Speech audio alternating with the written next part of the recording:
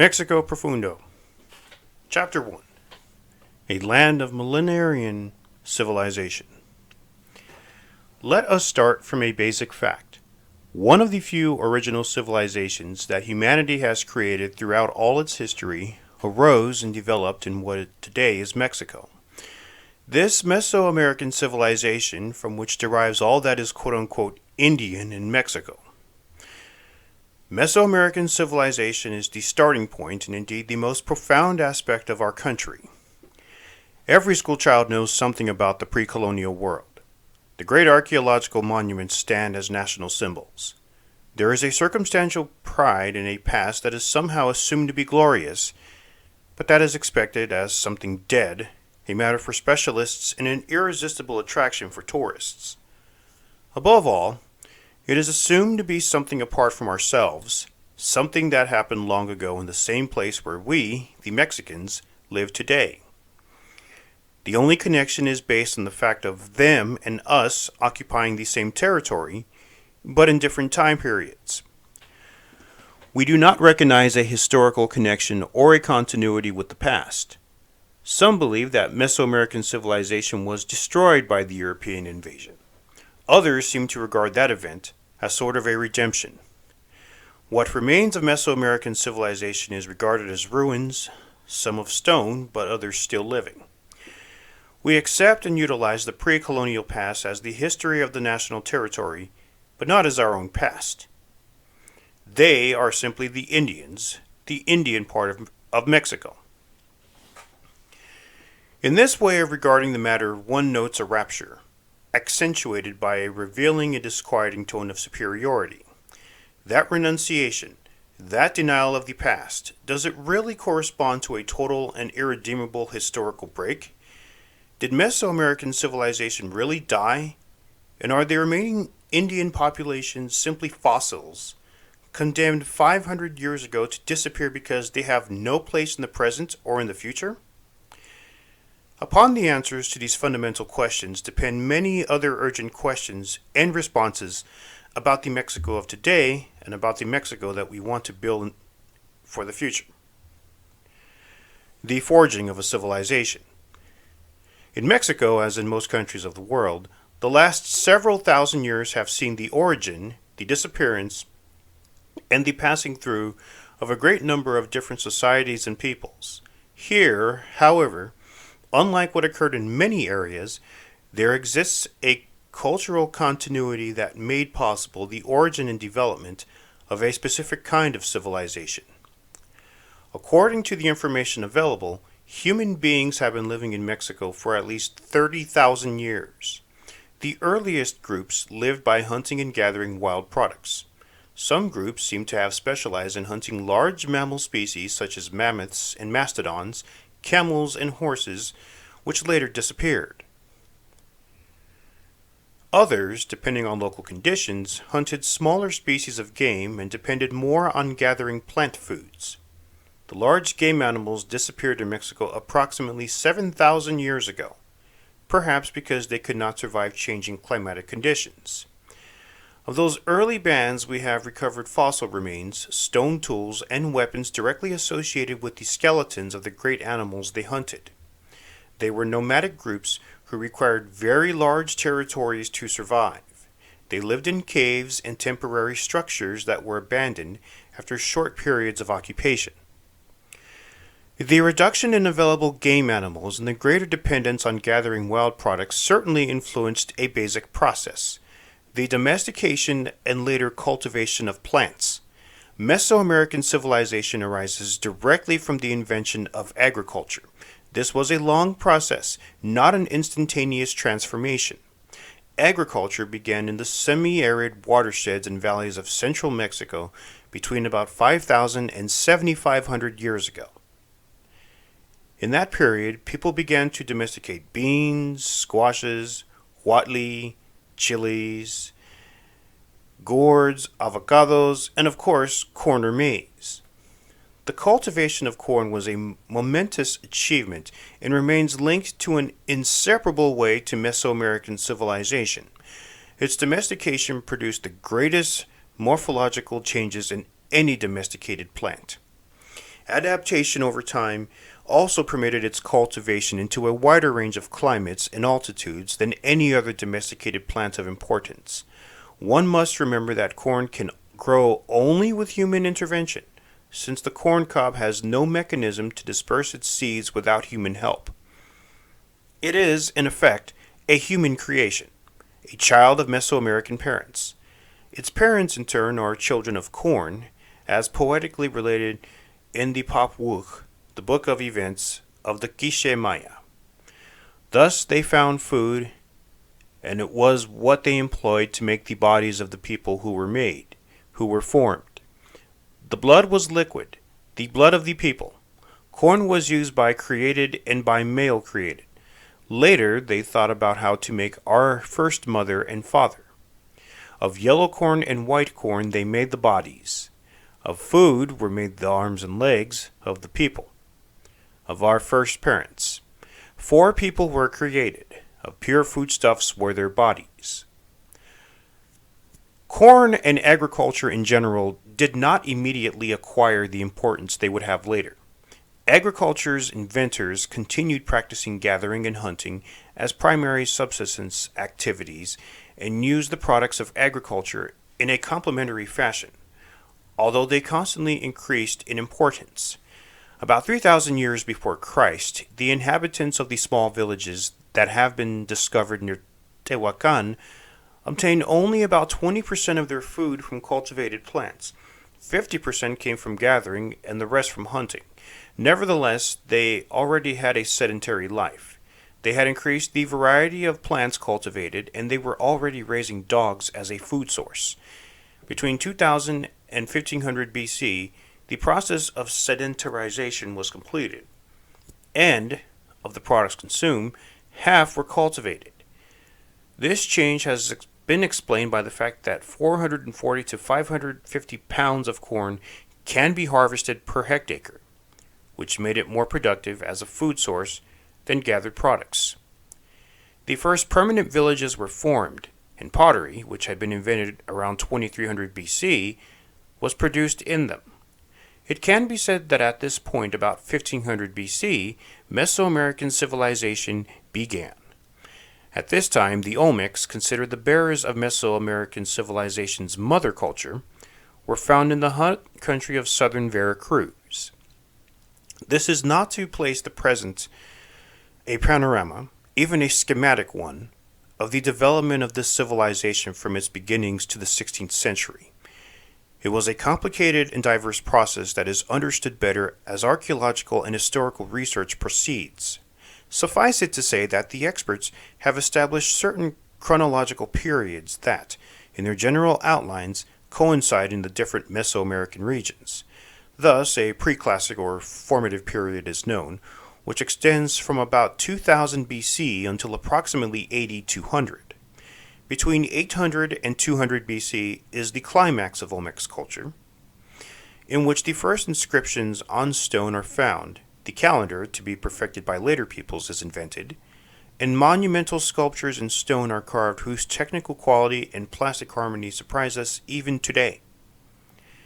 The influence of the mother culture is evident in various places. In northern Veracruz, the culture called Remojadas develops, a tradition that the Totonacs will continue later. In Oaxaca, Zapotec culture begins. In the Yucatan Peninsula, apparently through Olmec influences, the basis of Maya culture is established, a culture whose unmistakable profile will appear at the end of the Preclassic. During this time in the Central Valleys, an intensive agriculture develops in certain places that make use of artificial terraces, canals, reservoirs, and chinampas, or raised garden plots built in shallow lakes. All are made possible by the development of a form of social organization that the archaeologists have called theocratic chiefdoms. By the end of the Preclassic, the basis of Mesoamerican civilization have been established, and its various component cultures begin to crystallize. At the beginning of the Classic period, about 8200, Teotihuacan culture begins. It expands greatly in the following 5 centuries, and its later influence lasts until the arrival of the Spaniards. Teotihuacan, at the moment of its greatest splendor, was perhaps the largest city in the world.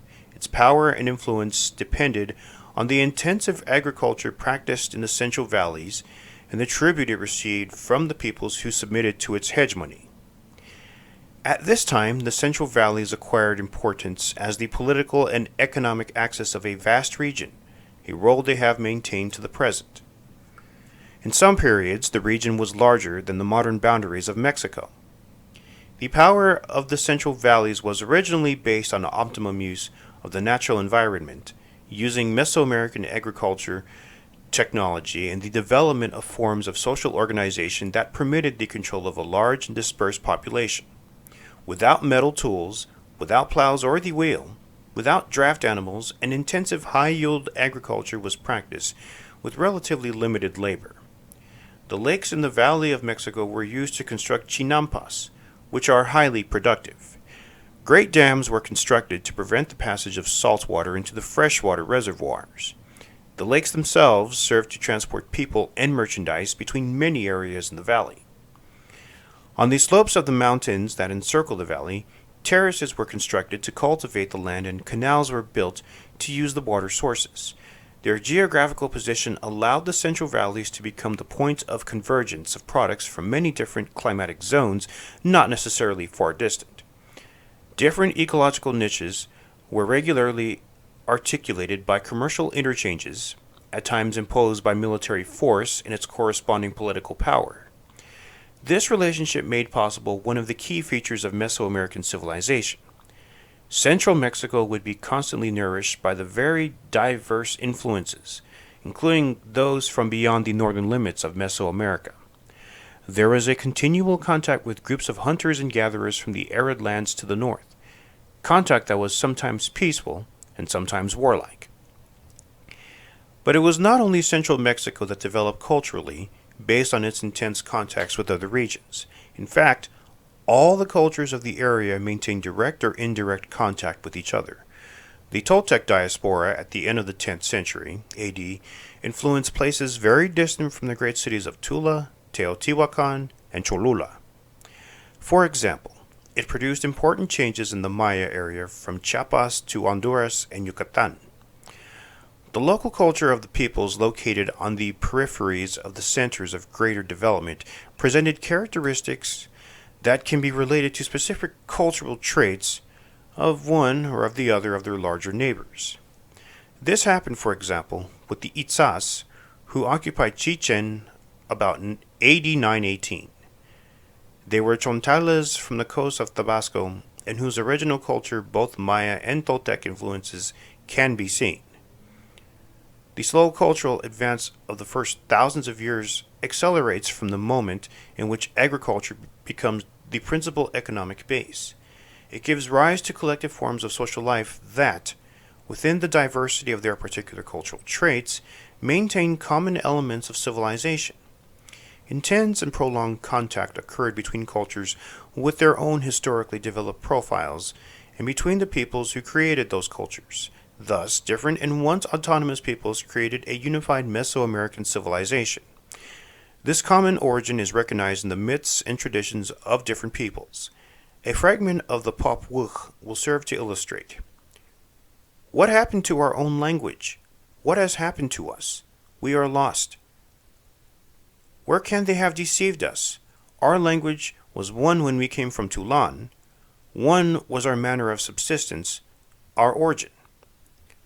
What has happened to us is not good, said the tribes beneath the trees, beneath the foliage. The definition of Mesoamerica as a cultural region with precise boundaries and characteristics was originally proposed by Paul Kirchhoff.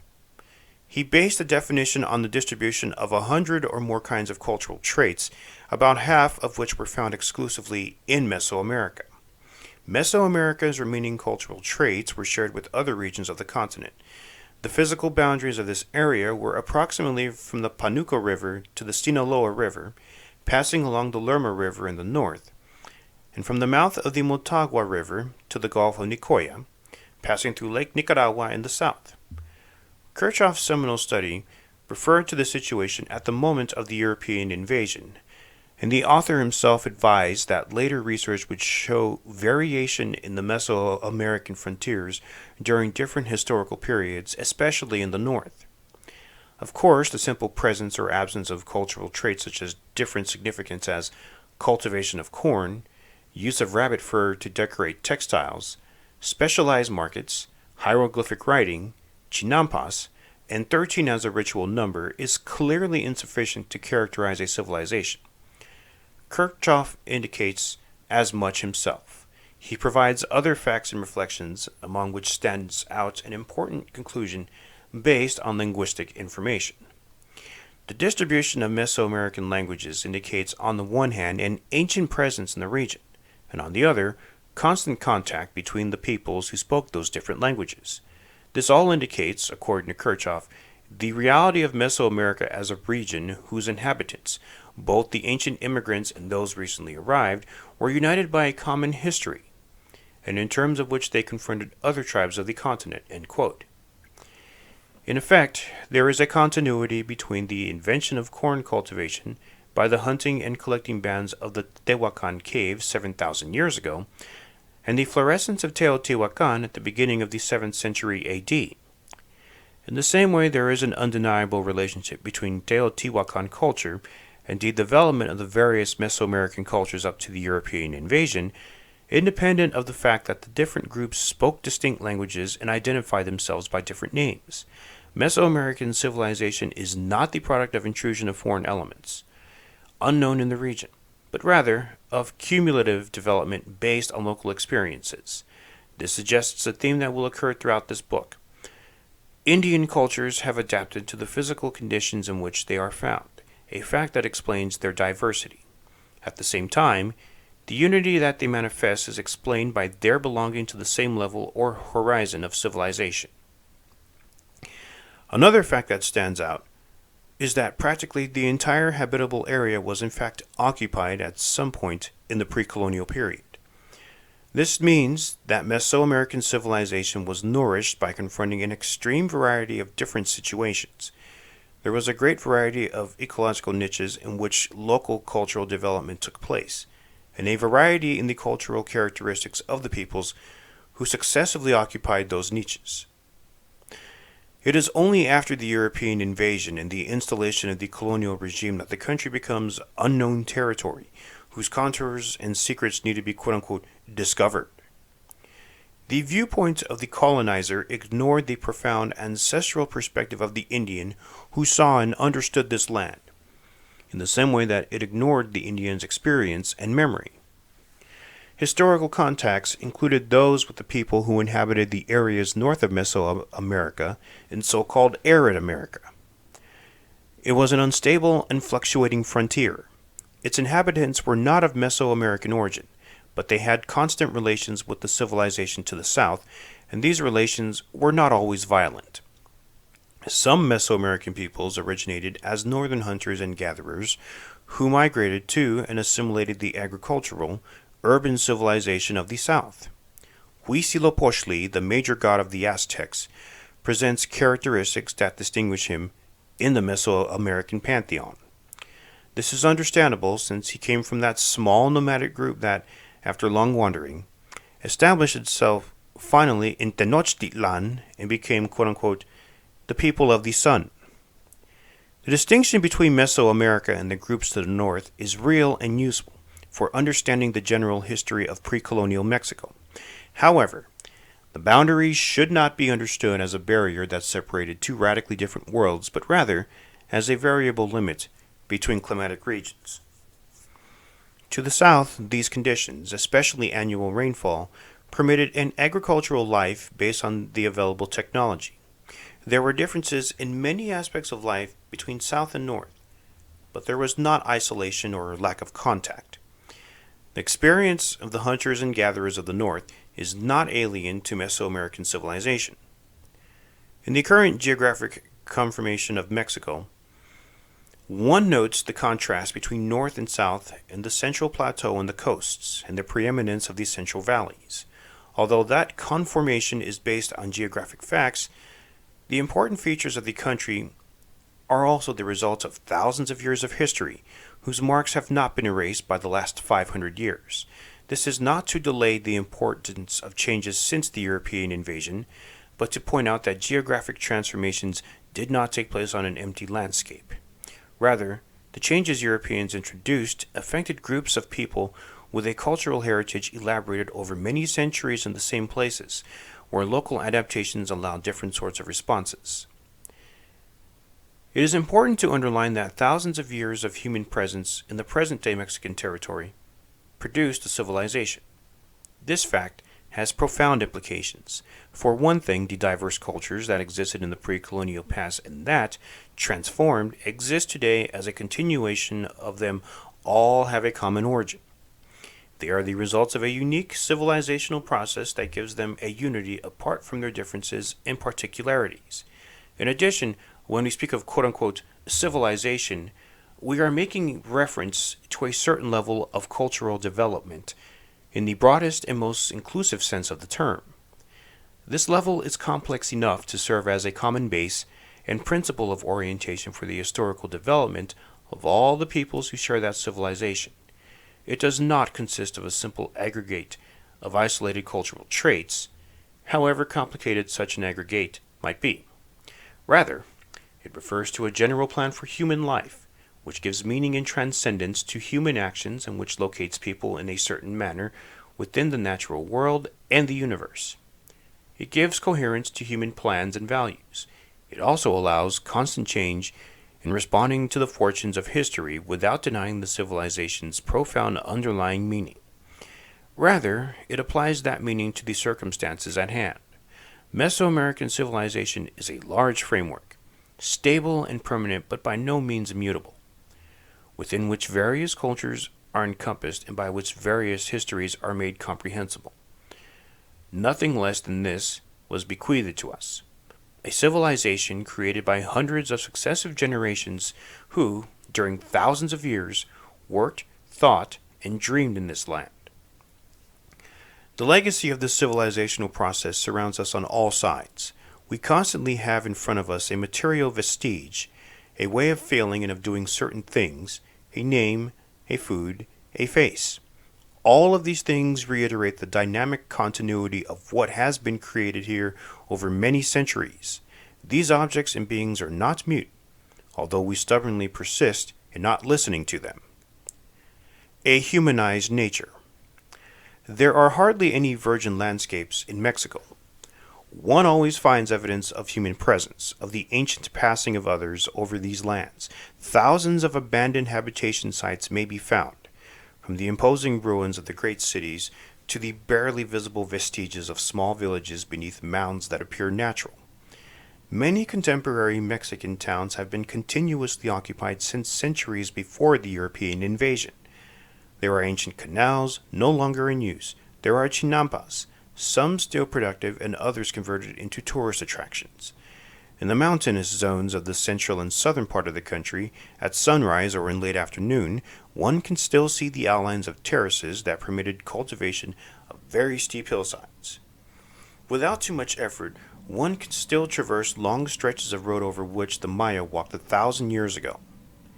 There are waterworks of surprising magnitude, such as those of Texcoatzingo near Texcoco. Hundreds of caves and springs preserved evidence of ancestral rites, some of which are still practiced regularly. Potsherds, obsidian knives, fragments of stone or pottery figurines are dispersed over every corner of the country, testifying to the human relationship with the natural world since remote times. Incessant human activity has changed our landscape, sometimes in spectacular fashion, but more commonly in a subtle, slow, and constant manner. The transformation of the natural world includes the creation of the spaces adapted for the development of human life. In many cultivated areas, the original vegetation was eliminated more than 1,000 years ago. Patiently, generation after generation, cultivators have contributed to smoothing the profile of the land to facilitate the tasks of farming. The lithe stalks of corn peacefully invaded the countryside from the coast to altitudes of more than 9,950 feet above sea level. and this is a plant invented by humans living on this land. For many centuries, corn has been a controlling force in a large part of Mexico. Even the least alert observation will verify the reciprocal adaptation of corn to humans and humans to corn in any peasant village of Mesoamerican ancestry. Houses in small villages, for example, may be located on adjacent properties along straight streets or along curved, winding paths. In other places, one finds dispersed households scattered among the fields. These differences in human settlement may be a function of the local requirements for corn cultivation, depending on the conformation and slope of the land, the climate, and different ways of using the available water. The use of space within households also reveals the importance of corn. For instance, there is always a place to store the ears of corn. The storehouse's form and manner of construction vary from region to region, according to the materials available, the climatic conditions, and the kinds of noxious pests to be dealt with. There is also a space for shelling the corn, which is a daily task in which all members of the family participate and which is an occasion for intensifying domestic relations. Occupying a prominent place in the home is a hearth metate, or grinding stone, for making tortillas, the basic and indispensable foodstuff.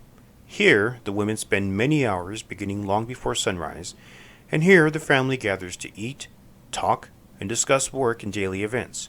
Space itself, from the boundaries that mark different kinds of occupation in different regions of the country to the interior details of living quarters, ultimately has a relation to corn cultivation forged over centuries and millennia.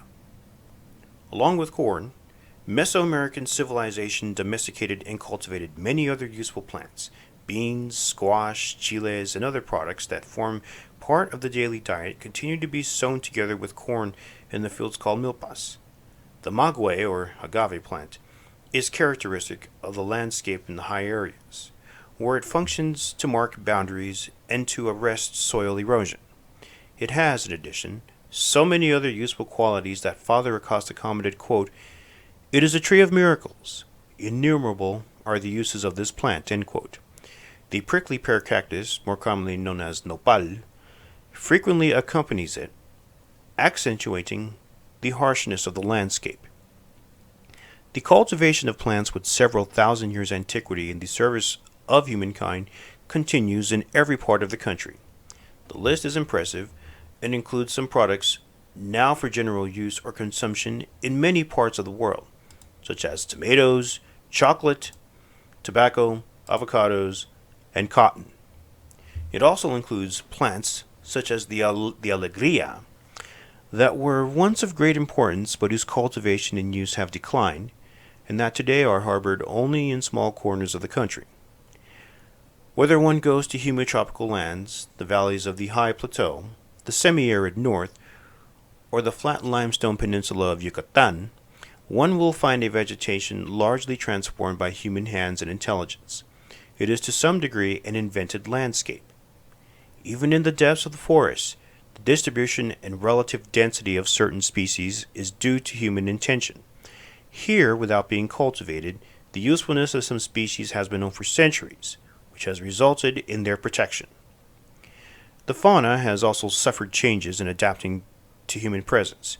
Turkeys and several species of dogs were domesticated from the animal kingdom, and their survival now depends on human company. Many other animals arrived with the Europeans and were easily incorporated into rural life, since Mesoamerican civilization had the cultural space available to make those animals its own. There are also methods of hunting wild animals, of attracting them, and of driving them away that have been practiced constantly over centuries and that have affected the natural distribution of animals and altered the size of their populations. The use of certain mineral products such as salt, clay, building stone, and sand is also an ancient practice that has contributed to humanizing the Mexican landscape, transforming it and making it more adequate for human life. Many settlements and roads that are still in use had their beginnings in the necessity of obtaining salt for consumption in the regions where it was not found. Several decades ago, Miguel Othon de Mendizábal called attention to the great importance of the salt trade in pre-colonial times. A millennial interrelationship of man with nature can be seen in all the diverse ways in which the peoples of Mexico relate to the natural world, use it, and transform it daily. We see the depth of relationship in the natural contours of Mexico, in the landscapes that we all hold in our memories and an inescapable part of our lives, in the vegetation that is so familiar it goes unperceived, and in the slopes and the forms of human occupation. In this interrelationship there have been changes, which seem to have accelerated in modern times. But there is also a profound continuity that makes us part of the civilizational process that took place here in these lands in this natural setting. It is not simply that we occupy today the same territory in which the original civilization flourished in ancient times. Today, the relationship with the natural world and all that it implies presents a pressing problem on whose satisfactory solution the future of Mexico depends to a large degree. The multiple ways in which we Mexicans turn to elements from Mesoamerican civilization to establish a harmonious and beneficial relationship with the natural world that surrounds us reveals something much richer and more complex than appears at first sight. It is not that isolated, backward technologies survive nor the cause of our backwardness. Rather, the persistence of those technologies is related to a body of knowledge that represents the accumulated, systematized experience of centuries. This knowledge and experience are consistent with particular ways of understanding the natural world and with profoundly rooted systems of values, forms of social organization, and ways of organizing daily life. That is to say, they are part of a living culture. To name is to create. We Mexicans who do not speak an indigenous language have lost the possibility of understanding much of the meaning of our countryside. We memorize the names of mountains and rivers, of towns and trees, of caves and geographical configurations, but we do not capture the message in those names. Here, everything geographical has a name. To a large extent, geographical names in Indian languages have been adopted as official designations. This has occurred in spite of the insistence of the Spanish Crown and Republic in Mexico that new names be introduced. The new names signify the internal remembrance of the symbols of the month, saints and virgins, land across the ocean, exalted personages of diverse background. Many indigenous names were grotesquely deformed in the first European attempts to pronounce Aboriginal languages. Churubusco for Huitzilopochtli, Cuernavaca for Cuauhnahuac. The original names of many localities became the last names of saints through the policy of evangelization. Republic in Mexico, more radical although less extensive in efforts at changing nomenclature, renames some localities completely. Eminent Republican figures, unlike the saints, already had last names. In spite of all the efforts of 5 centuries at changing the place names in our geography, many of the old names remain. They are a stubborn reserve of knowledge and testimony that will be within reach of the majority of Mexicans only when our relationship with indigenous languages changes substantially. At the bottom of this question is the fact that to name is to understand, to create. What has a name has meaning. If you prefer, that which has a meaning necessarily has a name. In the case of place names, their richness demonstrates the knowledge that exists of local geography. Many describe exactly the site to which they apply, and others refer to an abundance of whatever natural elements characterize the locale. But our geography is also history, and place names report this as well, telling us what happened here in terms of human affairs. Frequently, house plots, gardens, and fields have names of their own that signify some peculiar characteristic of the land, its use, or to whom it belongs. In some parts of the country, there are multiple place names in 2 or more indigenous languages, indicating successive occupation by different peoples, or the domination of one group by another, as is frequent in areas of Nahua expansion. In these situations, nevertheless, when the local population preserves its original language, it also preserves its own system of place names, not the others that have been imposed, whatever their origin. In the popular speech of Mexicans, even those who speak only Spanish, there are a great number of words of indigenous origin. Many of these words are in general use and have been adopted into other languages besides Spanish because they refer to products that originally came from Mexico. But the phenomenon is most interesting in local regions of Mexico, where indigenous terms are used to refer to items that also have common names in Spanish. This vast terminology gives name and meaning to the natural world that surrounds us and makes it comprehensible in the semantic context of dozens of Aboriginal languages. It is conclusive proof of the ancestral appropriation of nature on the part of the peoples who created and maintained the underlying Mexican civilization. In-depth study of these vocabularies, hardly begun until the present, will provide information of singular importance about the diverse principles and codes that Mesoamerican peoples have employed to classify and understand the natural world in which they live and of which they form a part. From the research already published, it is possible to infer the richness of information behind those names. A comparison of the terms designating the different parts of the corn plant, its variations and stages of development, has shown that the indigenous languages are richer than Spanish. This denotes a more detailed classification, which in turn is based on more precise knowledge of the botanical characteristics of corn. In addition, the botanical terminologies that have been studied allow a first approximation to the principles on which the classifications are made. These principles, along with what is being learned little by little about the human body and its illnesses, the animal kingdom, the soils, and the celestial vaults of the heavens, will tell us about the way in which the universe is understood in Mesoamerican terms. This, in turn, will permit a more specific understanding of the relation between human beings and nature. It is important to underline the fact that we are not referring to dead nomenclatures whose vestiges have been lost coherence and meaning.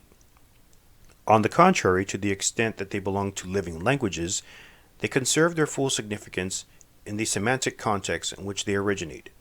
Consequently, they continue as linguistic systems that express and condense the knowledge base of Mesoamerican civilization. The secular continuity of common names, then, is a way of channeling the inevitable transformations in speech which are a response to ever-changing reality. Names like solid points of reference that prevent linguistic change from erasing the basic structures of thought through which it has been possible to understand the world and one's place in it. Disavowing the Indian face of Mexico. If nature, its transformation, and its names verify at every point to the unavoidable presence of Mesoamerican civilization, what can we say about the faces of our people? One principle must be clarified. Genetic continuity and the fact that the immense majority of us have somatic traits that loudly proclaim our indigenous heritage does not in itself prove the continuity of Mesoamerican civilization. Culture is not inherited like the color of the skin or the shape of the nose. Social and biological processes are quite different matters. However, they are not unconnected phenomena.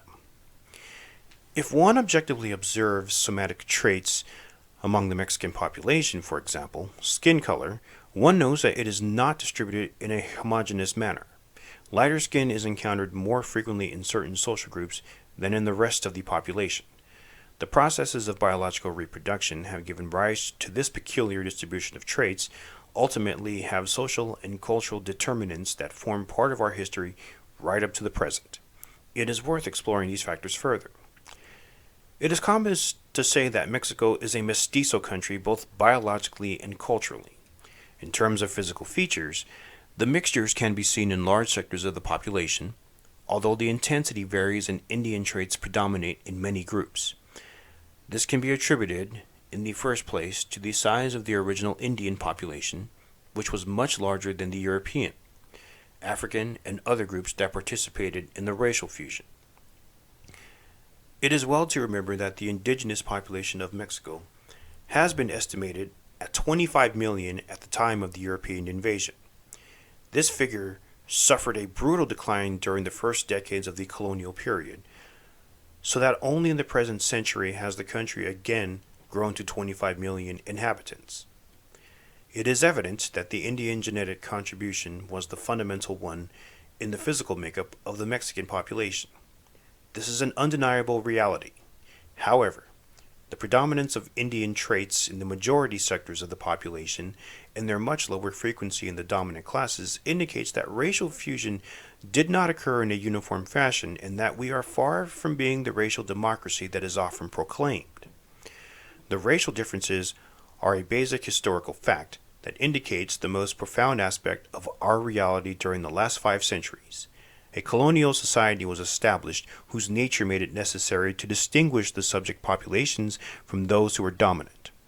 This distinction was indispensable and included racial differences. The colonial order was based ideologically on the affirmation of the superiority of the dominant society over those colonized in all terms of comparison, including racial ones. Racial mixture occurs to a greater or lesser degree in all colonial societies. It must be denied socially or, when admitted, the mestizo must be assigned an inferior position in the social hierarchy. In slave societies, the child of a female slave was always a slave, whatever his or her color might be, or whatever other evidence of racial mixture he or she might exhibit. In some contemporary situations, there has been an effort to qualify an individual's parentage of Indian blood to determine legally Aboriginal status, as has occurred in the United States. In New Spain, the colonial regime formally imposed caste distinctions based on relative amounts of Indian, African, and Spanish blood. It assigned a different rank to each caste, with corresponding rights, obligations, and prohibitions. Whatever its form or extent, racial mixture did not imply at any moment the colonial society had renounced his ideological information of racial superiority. These semantic differences emphatically distinguish the dominant classes from the variegated collection of dominated peoples. This separation of colonial society in both biological and cultural terms continued to be a burning problem throughout the 16th century and even persists today, as we will see in more detail shortly. What is important to emphasize here are the implications of the unequal racial mixture presented by different strata of the population. The absolute dominance of Indian traits in many groups, and their absence or very weak presence in others. The Indian faces of the great majority indicate the existence, throughout 5 centuries, of forms of social organization that made it possible for those traits to predominate biologically. These forms of social organization also permitted cultural continuity. This was the result of colonial segregation, which established defined social spaces in which the biological reproduction of the Indian population took place. Inevitably, it also allowed the corresponding maintenance of culture within certain limits. This continuity has occurred within the framework of colonial domination, with all the attendant consequences. Biological mixture was frequently the product of violence, and cultural persistence had to confront or elude the most varied forms of oppression, imposition, and rejection. From this perspective, the mestizo nature of Mexico allows less simple and evasive interpretations than those suggested in the racial democracy argument. A first question has to do with the mestizo. Here I will suggest only a few ideas to be developed in later sections. Much of the mestizo Mexican population, which today forms the largest part of the rural and urban non-Indian population, is very hard to distinguish in physical appearance from the members of any community that is recognized without question as indigenous. From a genetic point of view, both are the products of mixture in which Mesoamerican traits predominate. The social differences between Indians and mestizos do not follow, then, a radically different history of racial mixture. The problem can be better understood in different terms. The mestizos are the contingent of de-Indianized Indians. De-Indianization is a different process from the biological one of racial mixture. To use the term mestizaje in different sorts of situations, for example, cultural mestizaje carries the risk of introducing an incorrect view. It is an inappropriate way to understand non-biological processes, such as those that occur in the culture of different groups in contact, within the context of colonial domination. De-Indianization is a historical process through which populations that originally possessed a particular and distinctive identity based upon their own culture are forced to renounce that identity with all the consequent changes in their social organization and culture. De-Indianization is not the result of biological mixture, but of the pressure of an ethnocide that ultimately blocks the historical continuity of a people as a culturally differentiated group. Many cultural traits may continue to be present in a de-Indianized collectivity. In fact, if one looks in detail at the cultural repertoire, the way of life of a traditional agricultural mestizo community, and compares it with what happens in an Indian community, it is easy to see that the similarities are greater than the differences. Similarities are obvious in housing, foodways, milpa agriculture, medical practices, and many other aspects of social life. Even in language, one can find the mark of the Indian past, since the local Spanish of a mestizo community frequently includes a great number of words from the original Mesoamerican language. What is the difference then? On what basis can we say some are Indians and others are not? Before giving a detailed answer, let me mention a major achievement of the process of de-Indianization, begun almost 5 centuries ago. Working largely through mechanisms of compulsion, it has succeeded in convincing large parts of the Mesoamerican population to renounce their identification as members of a specific Indian collectivity. An Indian community considers itself the sole heir of a divine cultural patrimony and assumes the exclusive rights to make decisions related to all its components, natural resources, forms of social organization, knowledge, symbolic systems, motivations, and so on. Separation from its cultural patrimony is the culmination of the de-Indianization process. As I have noted, it does not necessarily imply a break with a cultural tradition, but it does restrict the scope in which cultural continuity is possible and makes any ongoing cultural development more difficult. It remains to mention the problem of the correlation between physical features of European derivation and the socially and economically privileged groups. It is obvious that any explanation that involves notions of natural superiority or inferiority of groups with different racial characteristics must be discounted. History has undertaken the task of discounting such ideas, sometimes in a bloody and painful fashion. History itself helps us find the thread running through the tangle. Again, it was the colonial experience that organized society on the basis of hierarchical divisions. Physical features were used as social principles for ordering groups and individuals. The old structures of domination with their supporting ideologies continue in effect in many parts of our contemporary society.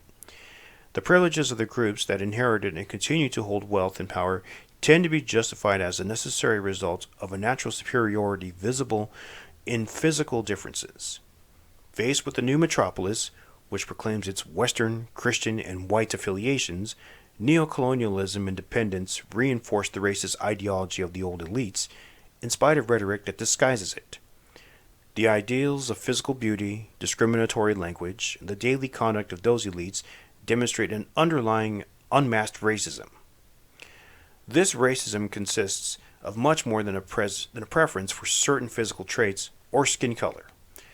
Discrimination against that which is Indian, its denial as a major part of what we ourselves are, has much more to do with the rejection of Indian culture than with the rejection of bronze skin.